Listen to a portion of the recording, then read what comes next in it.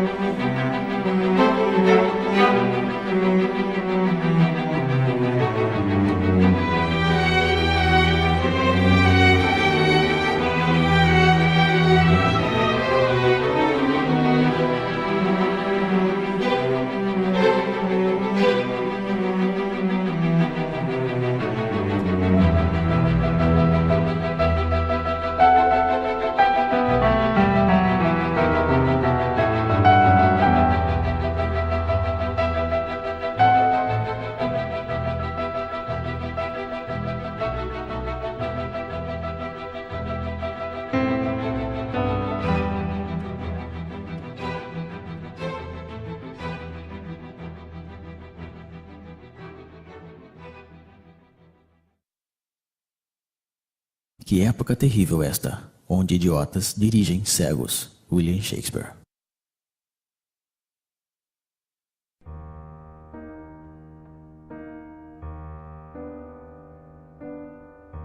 A servidão moderna é uma escravidão voluntária, aceita por esta multidão de escravos que se arrastam pela face da terra. Eles mesmos correm atrás de um trabalho cada vez mais alienante que lhes é dado generosamente se estão suficientemente domados. Eles mesmos escolhem os amos a quem deverão servir. Para que essa tragédia absurda possa ter sucedido, foi preciso tirar desta classe a capacidade de se conscientizar sobre a exploração e a alienação da qual são vítimas. Eis então a estranha modernidade da época atual. Ao contrário dos escravos da antiguidade, aos servos da Idade Média e aos operários das primeiras revoluções industriais, estamos hoje frente a uma classe totalmente escrava, que, no entanto, não se dá conta disso, ou melhor ainda, que não quer enxergar. Eles não conhecem a rebelião que deveria ser a única reação legítima dos explorados. Aceitam sem discutir a vida lamentável que foi planificada para eles. A renúncia e a resignação são a fonte de sua desgraça.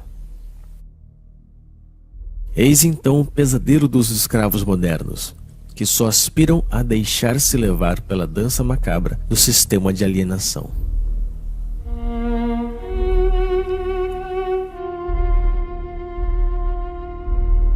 A opressão se moderniza, estendendo por todas as partes as formas de mistificação que permitem ocultar nossa condição de escravos.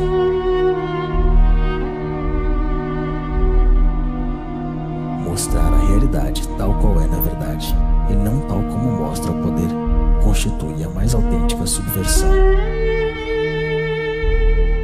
Somente a verdade é revolucionária.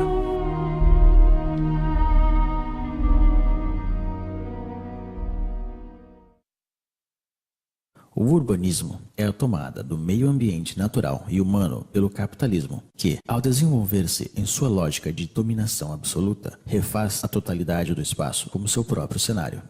Guy Debord, A Sociedade do Espetáculo.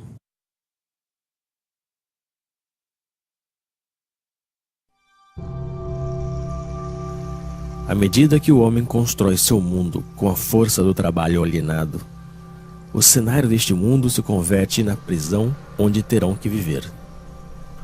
Um mundo sórdido, sem sabor, nem odor, que leva consigo a miséria do modo de produção dominante.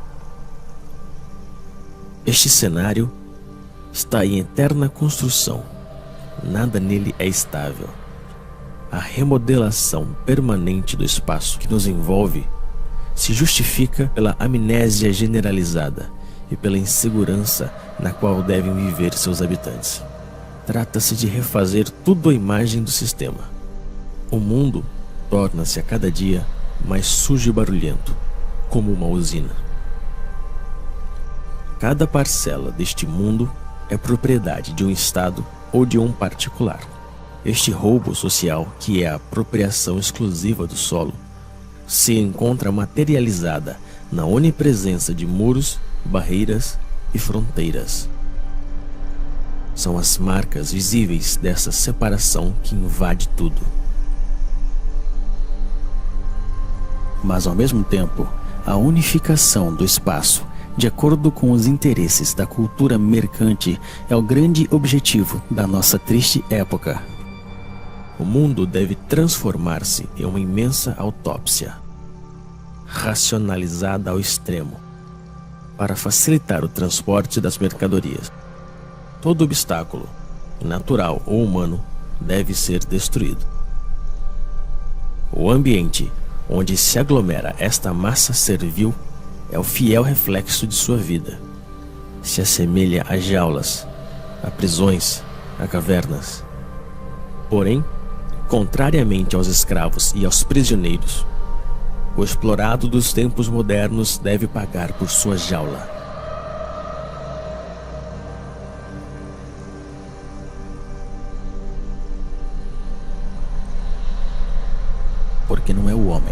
mas o mundo que se tornou uma normal. Anthony Artaud.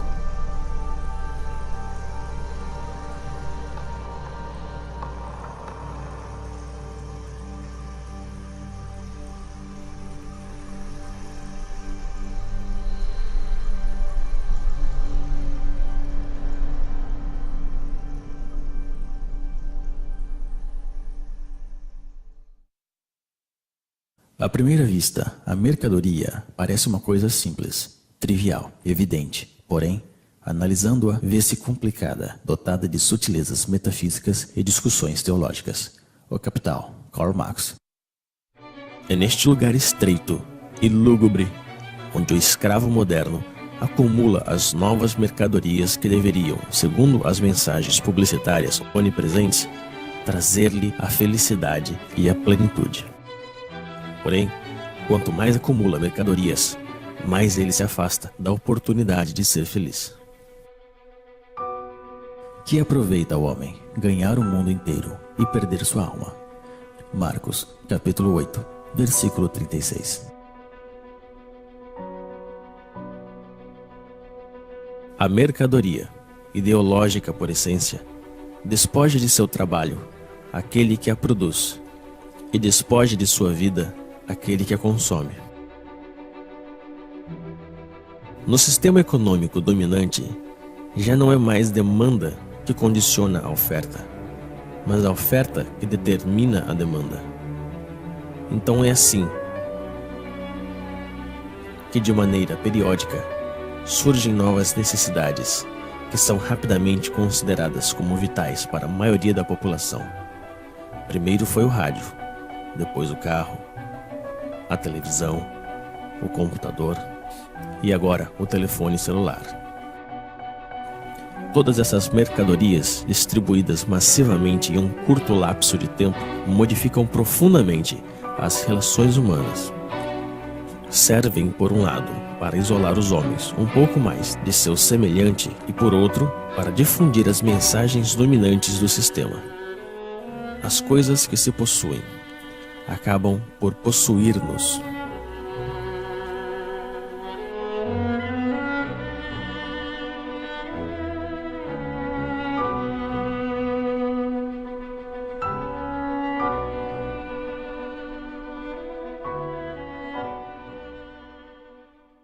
O que vem a ser alimento para um é veneno para outro. Paracelso.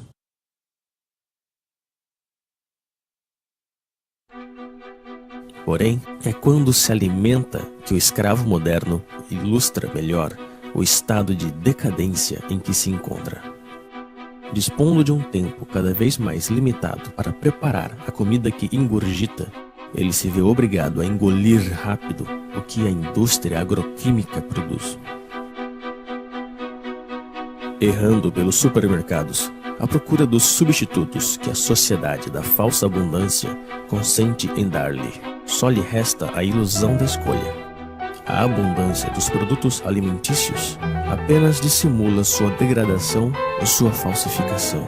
Não são mais que organismos geneticamente modificados, uma mistura de colorantes e conservantes, de pesticidas, de hormônios e outras tantas invenções da modernidade.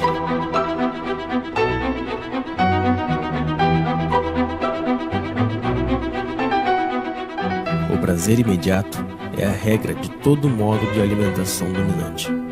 Também é a regra de todas as formas de consumo, e as consequências que ilustram essa forma de alimentação se veem em todas as partes.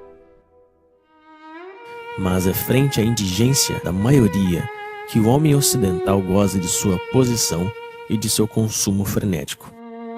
Em vista disso, a miséria está em todos os lados, onde reina a sociedade totalitária mercante. A escassez é o reverso da moeda da falsa abundância. E num sistema que promove a desigualdade como critério de progresso, mesmo se a produção agroquímica é suficiente para alimentar a totalidade da população mundial, a fome nunca deverá desaparecer.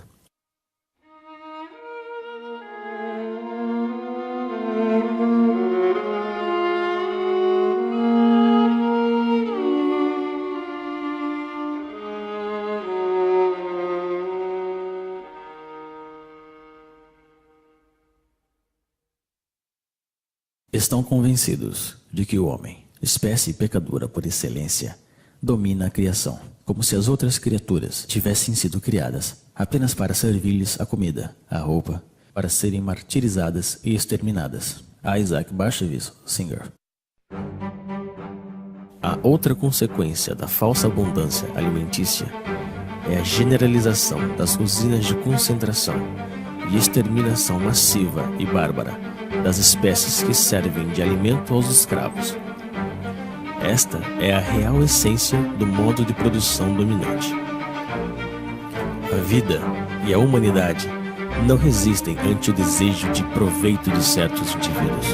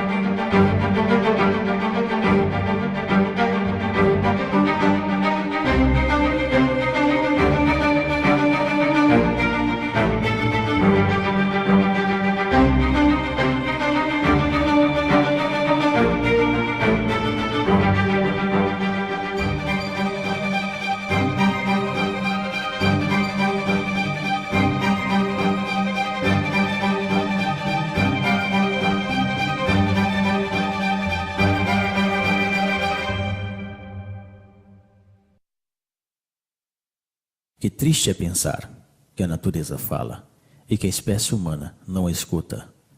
Victor Hugo.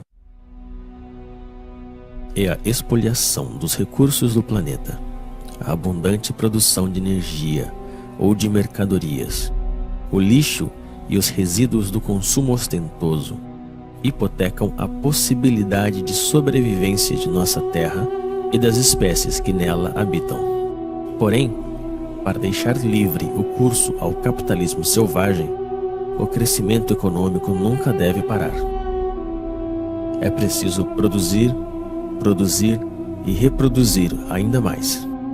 E são os mesmos poluidores que se apresentam hoje como salvadores potenciais do planeta. Esses imbecis da indústria do espetáculo, patrocinados pelas empresas multinacionais, tentam convencer-nos de que uma simples mudança em nossos hábitos seria suficiente para salvar o planeta de um desastre. E enquanto nos culpam, continuam poluindo sem cessar nosso meio ambiente e nosso espírito. Essas pobres teses pseudoecológicas são repetidas pelos políticos corruptos em seus slogans publicitários. Porém, nunca propõem uma mudança radical no sistema de produção. Trata-se, como sempre, de mudar alguns detalhes para que tudo fique como antes.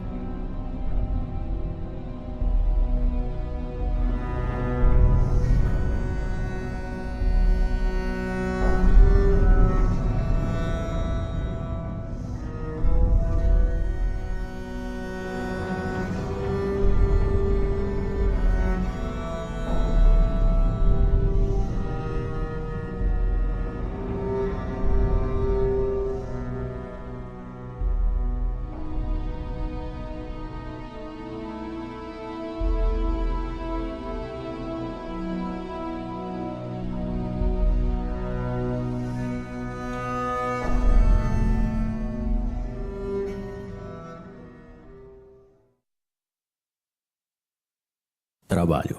Do latim, tripalium, 3 paus, instrumento de tortura.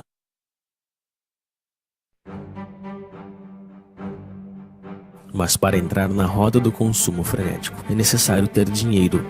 E para conseguir dinheiro é preciso trabalhar, ou seja, vender-se. O sistema dominante fez do trabalho seu principal valor. E os escravos devem trabalhar mais e mais para pagar a crédito a sua vida miserável. Eles estão esgotados de tanto trabalhar, perdem a maior parte de sua energia e têm que suportar as piores humilhações. Passam toda a sua vida realizando uma atividade extenuante e insidiosa que é proveitosa apenas para alguns. A invenção do desemprego moderno tem como objetivo assustá-los e fazê-los agradecer sem parar a generosidade do poder que se mostra tão generoso com eles. Que fariam sem esta tortura que é o trabalho? E são essas atividades alienantes que são apresentadas como libertadoras. Que mesquinhez e que miséria!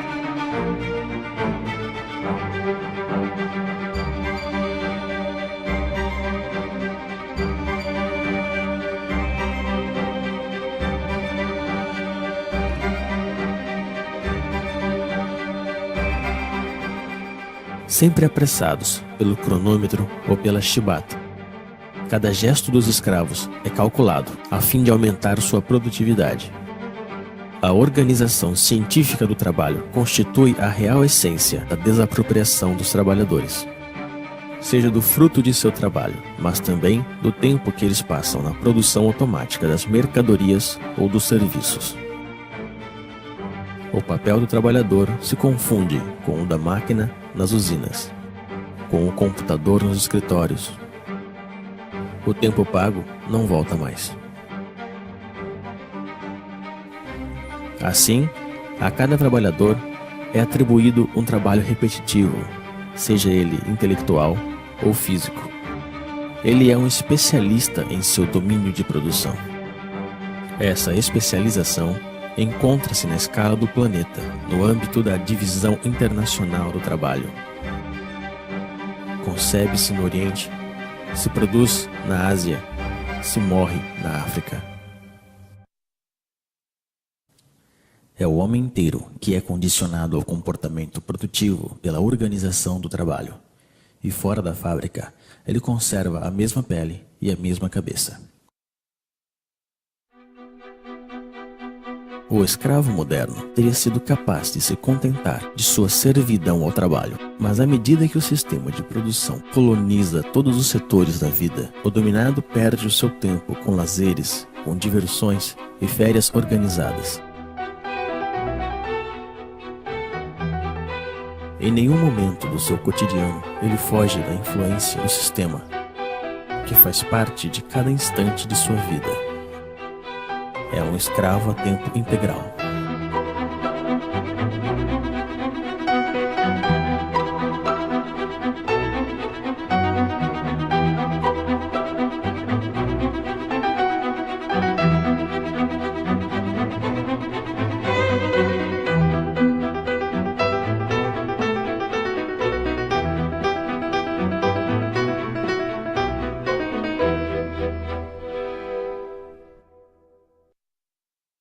A medicina faz-nos morrer mais.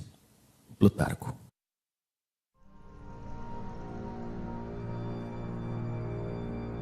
A origem dos males do escravo moderno está na degradação generalizada de seu ambiente, do ar que respira e da comida que ele consome. O estresse provocado pelas suas condições de trabalho e pelo conjunto de sua vida social.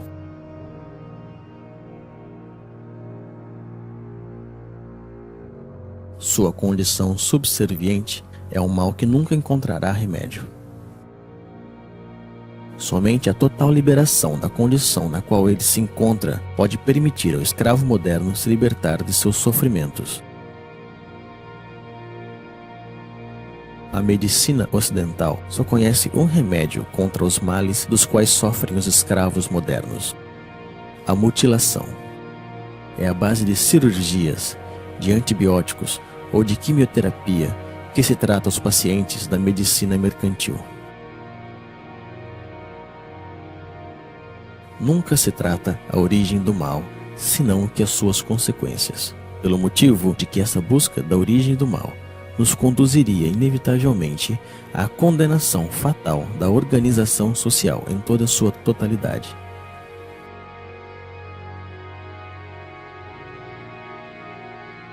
Assim como ele transformou todos os detalhes de nosso mundo em uma simples mercadoria, o sistema atual fez de nosso corpo uma mercadoria, um objeto de estudo e de experiências para seus pseudo-aprendizes de medicina mercantil.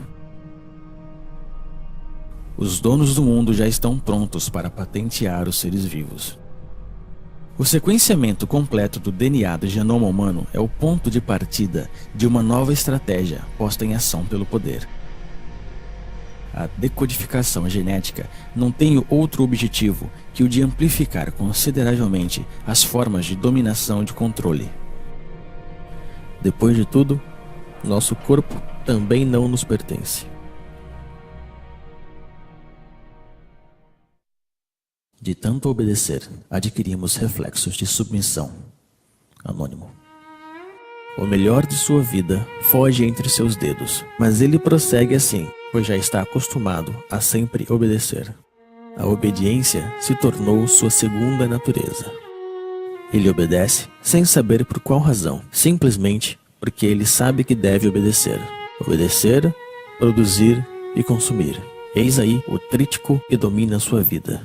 Obedece-se aos pais, aos professores, aos patrões, aos proprietários, aos comerciantes. Obedecem-se também às leis, às forças da ordem e a todos os tipos de poderes, pois ele não sabe fazer outra coisa. Não existe algo que lhe dê mais medo que a desobediência, já que desobedecer, aventurar, mudar é muito arriscado.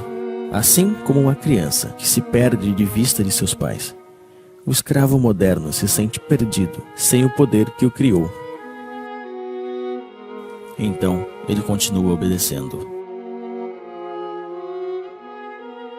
É o medo que nos fez escravos e que nos mantém nesta condição. Baixamos a cabeça frente aos donos do mundo. Aceitamos essa vida de humilhação e de miséria somente por medo.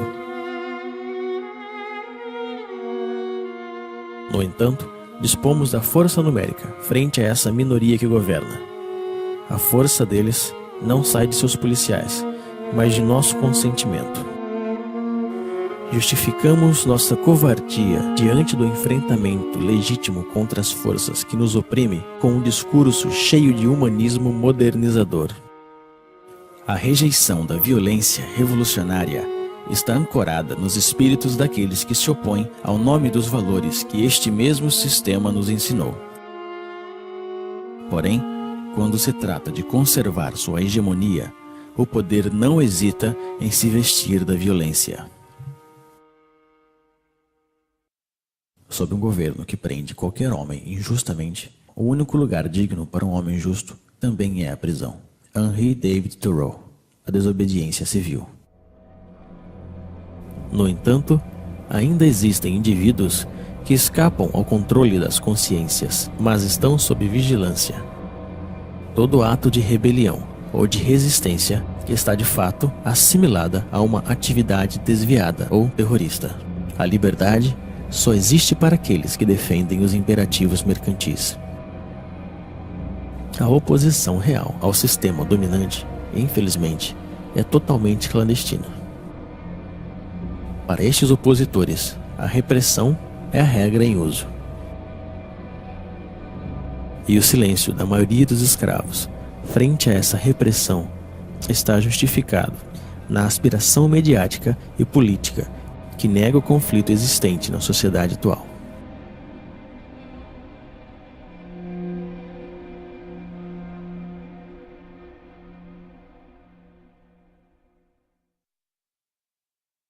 O que outrora se fazia por amor a Deus, hoje se faz por amor ao dinheiro, isto é, daquilo que hoje confere o sentimento de poder mais elevado e a boa consciência.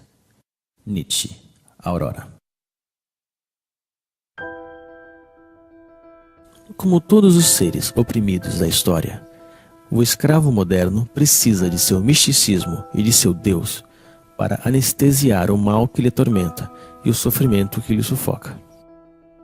Mas esse novo Deus, a quem entregou sua alma, não é nada mais que nada.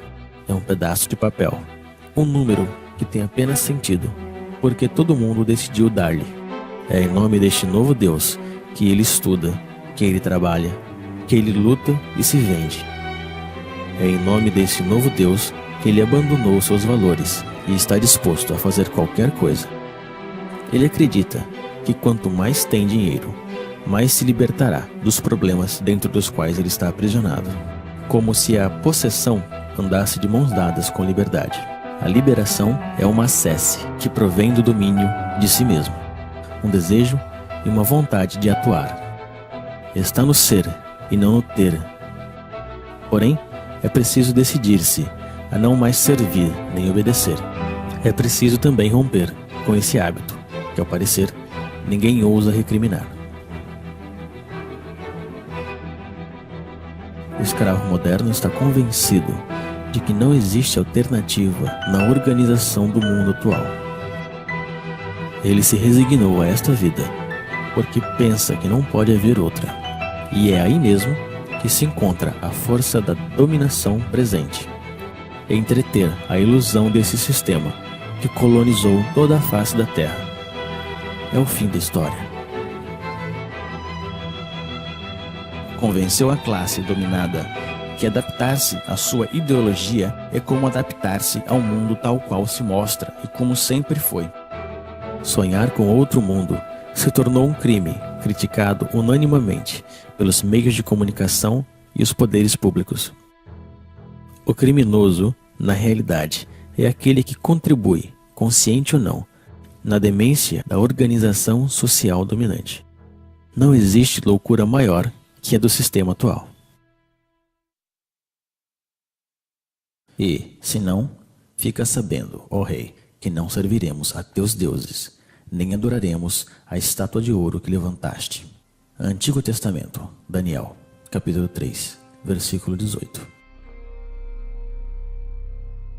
Frente à devastação do mundo real, é preciso que o sistema atual colonize a consciência dos escravos. É por isso que no sistema dominante, as forças de repressão são precedidas pela dissuasão, que desde a infância realiza sua obra de formação de escravos. Eles devem esquecer-se de sua condição servil, de sua prisão e de sua vida miserável. Basta olhar esta multidão hipnotizada frente às telas que acompanham sua vida cotidiana.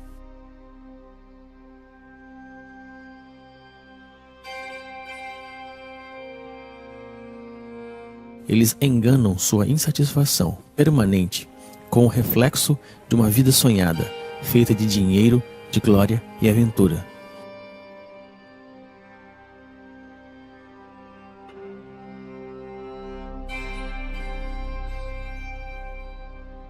Mas seus sonhos são tão lamentáveis como sua vida miserável. Existem imagens para todos e por todos os lados. Essas imagens levam consigo a mensagem ideológica da sociedade moderna e serve de instrumento de unificação e de propaganda. Vão crescendo à medida que o homem é desapropriado de seu mundo e de sua vida.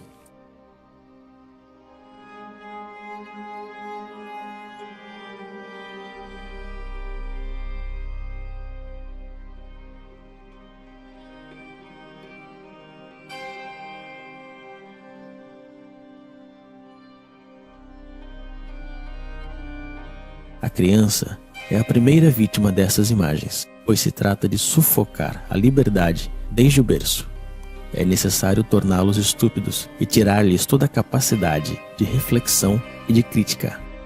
Tudo isso se faz, evidentemente, com a cumplicidade desconcertante dos pais, que não buscam sequer resistir frente à força imponente de todos os meios modernos de comunicação.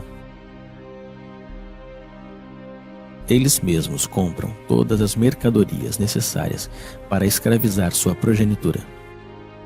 Desapropriam-se da educação de seus filhos e deixam que o sistema alienador e medíocre se encarregue dela.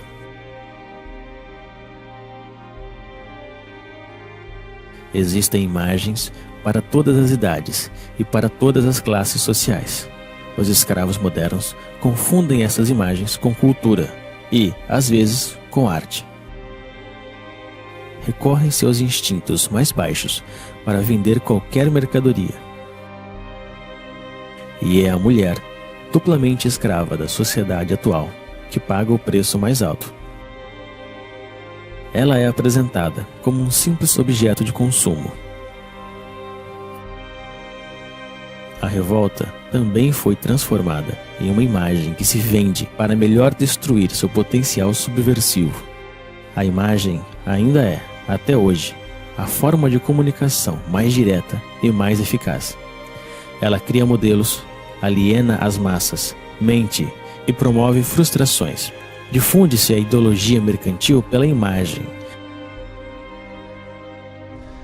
pois o objetivo continua sendo o mesmo: vender. Modelos de vida ou produtos, comportamentos ou mercadorias. Vender é o único que importa. Estas pobres criaturas se divertem, mas esse divertimento só serve para distrair os mesmos do verdadeiro mal que lhes afeta. Deixaram que fizessem de suas vidas qualquer coisa e fingem sentir-se orgulhosos por isso. Tentam transmitir uma satisfação, mas ninguém acredita. Não conseguem enganar-se a si mesmos quando se deparam com o reflexo frio do espelho da vida. Assim, perdem tempo com estúpidos que lhes fazem rir e cantar, sonhar ou chorar.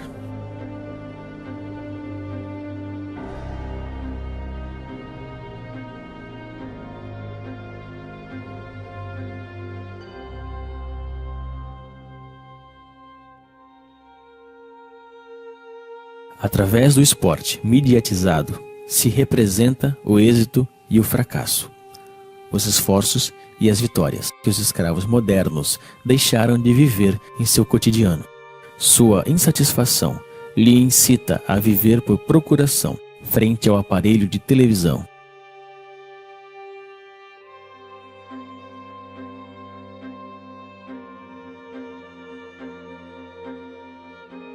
Assim, como os imperadores da Roma antiga compravam a submissão do povo com pão e jogos, hoje em dia é com diversões e consumo do vazio que se compra o silêncio dos escravos.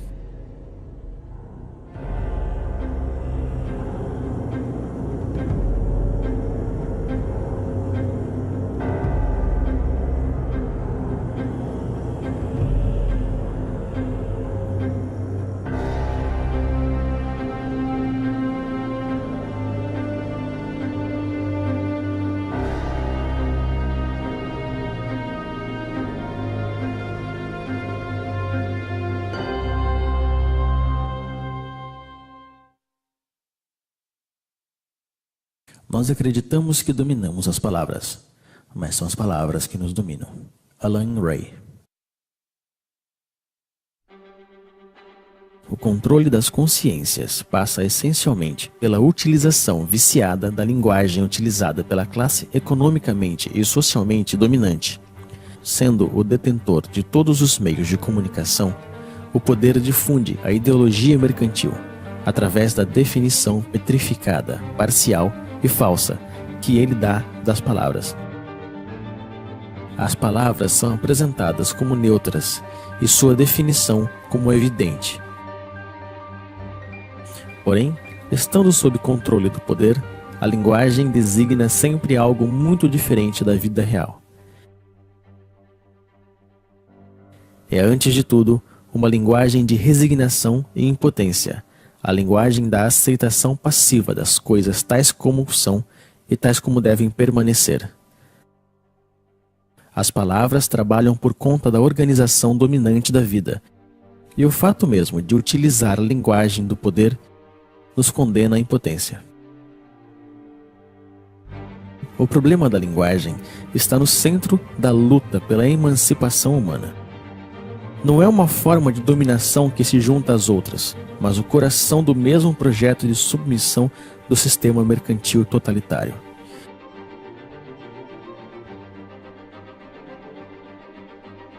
Para que uma mudança radical surja de novo, é preciso uma tomada radical da linguagem e também da comunicação real entre as pessoas. É nisso que o projeto revolucionário se une ao projeto poético. Na efervescência popular, a palavra é tomada e reinventada por grupos extensos. A espontaneidade criadora se apodera de cada um e nos reúne a todos.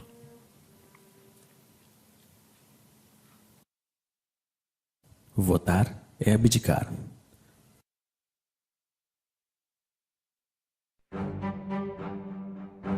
No entanto, os escravos modernos ainda se veem como cidadãos. Eles acreditam que votam realmente e decidem livremente quem vai dirigir seus negócios, como se eles ainda tivessem escolha. Apenas conservaram a ilusão. Vocês acreditam que ainda existe uma diferença fundamental quanto à escolha da sociedade na qual nós queremos viver entre o Partido Socialista e a direita populista da França, entre os democratas e os republicanos dos Estados Unidos, entre os trabalhistas e conservadores do Reino Unido? Não existe oposição, pois os partidos políticos dominantes estão de acordo sobre o essencial, que é a conservação da atual sociedade mercantil. Não existem partidos políticos susceptíveis de chegar ao poder que duvidem do dogma do mercado. E são com esses partidos que a cumplicidade mediática monopoliza as aparências. Discutem por pequenos detalhes, esperando que tudo fique onde está. Brigam por saber quem ocupará os lugares oferecidos pelo parlamentarismo mercantil.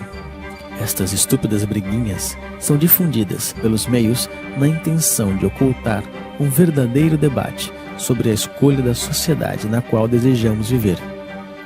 A aparência e a futilidade dominam profundamente o afronto e as ideias. Tudo isso não se parece, nem de perto e nem de longe, a uma democracia. A democracia real se define primeiro e antes de tudo pela participação massiva dos cidadãos na gestão dos interesses da cidade. Ela é direta e participativa e encontra sua maior expressão na Assembleia Popular e no diálogo permanente sobre a organização da vida comum. A forma representativa e parlamentar que usurpam o nome da democracia limitam o poder dos cidadãos pelo simples direito ao voto, ou seja, a nada. Tão real que não existe diferença entre o cinza claro e o cinza escuro. As cadeiras do parlamento estão ocupadas pela imensa maioria da classe econômica dominante, seja ela de direita ou da pretendida esquerda social-democrática. O poder não é para ser conquistado, ele tem que ser destruído. O poder é tirano por natureza, seja ele exercido por um rei, por um ditador ou um presidente eleito. A única diferença na democracia parlamentar é que os escravos têm a ilusão que podem escolher eles mesmos os mestres que eles deverão servir. O direito ao voto fez dos mesmos cúmplices da tirania esmagadora. Eles não são escravos porque existem amos, senão que existem amos porque decidiram permanecerem escravos. A natureza não criou amos nem escravos. Eu não quero dar nem receber leis. Denis Diderot. O sistema dominante se define então pela onipresença de sua ideologia mercante. Ela ocupa, ao mesmo tempo, todo o espaço e todos os setores da vida. Ela não diz nada mais que produza, venda, consuma, acumula. Ela reduziu todas as relações humanas em relações mercantes e considera nosso planeta como uma simples mercadoria. O dever que nos impõe é o trabalho servil. O único direito que ele reconhece é o direito da propriedade privada. O único Deus que ele adora é o dinheiro. O monopólio da aparência é total. Somente aparecem os homens e os discursos favoráveis na ideologia dominante. A crítica deste mundo está afogada no mar midiático que determina o que é bem ou mal e o que se pode ver ou não.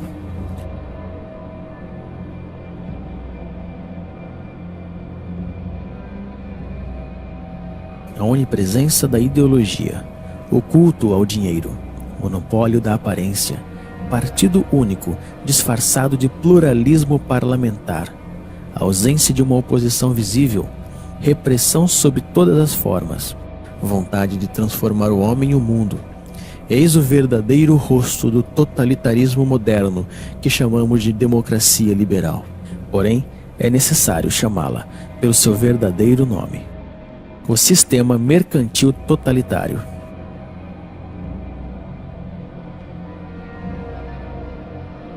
O homem, a sociedade e o conjunto de nosso planeta estão a serviço desta ideologia. O sistema mercantil totalitário realizou o que nenhum totalitarismo conseguiu fazer antes: unificar o mundo à sua imagem. Hoje já não existe exílio possível.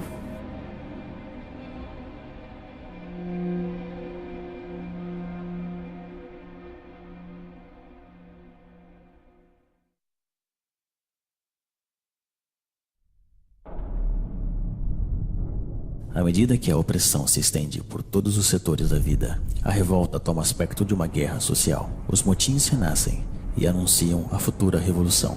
A destruição da sociedade mercantil totalitária não é um caso de opinião, é uma necessidade absoluta num mundo que já está condenado, pois o poder está em todos os lados, deve ser por todas as partes e todo o tempo, e devemos combatê-lo.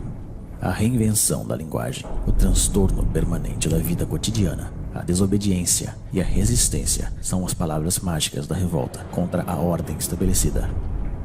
Mas para que desta revolta surja uma revolução, é preciso unir as subjetividades em uma frente comum. É na unanimidade de todas as forças revolucionárias que devemos trabalhar. Isto só se pode conseguir quando temos consciência de nossos fracassos passados. Nem o reformismo estéril, nem a burocracia totalitária não podem ser uma solução para nossa insatisfação. Trata-se de reinventar novas formas de organização e de luta.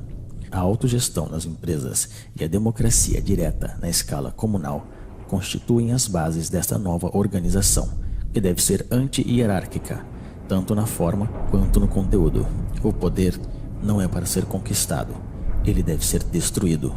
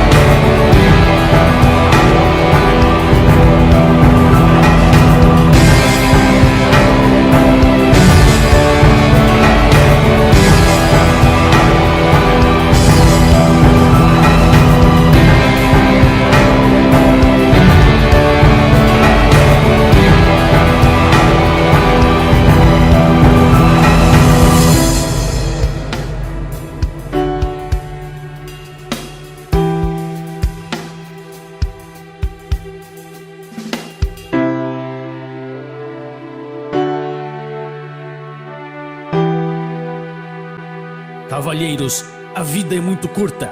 Se nós vivemos, vivemos para andar sobre as cabeças dos reis. William Shakespeare, Henrique IV. Jean-François Briand. Tradução: Elisa de Armênia Quadros. Dublagem: Rodrigo Nishino.